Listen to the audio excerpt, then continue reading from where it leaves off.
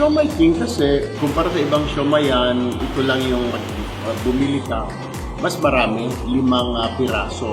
Pagkatapos pure meat siya, wala siyang mga extenders. Nagustuhan ko yung lasa ng Siomai King. Masarap ang Siomai King sa lahat ng siomai.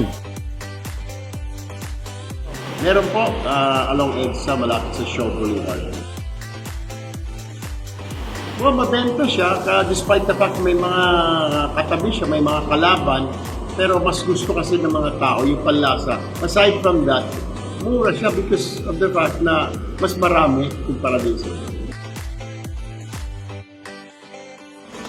well, pag meron silang konting puhunan, may naipon sila, I would advise itong Siomai King because yung return of investment, mabilis, malaki yung kita, maganda yung kita, kasi nga, tinatangkilik siya ng mga kababayan natin. Kaya ang siomai ni Tulfo, Siomai King.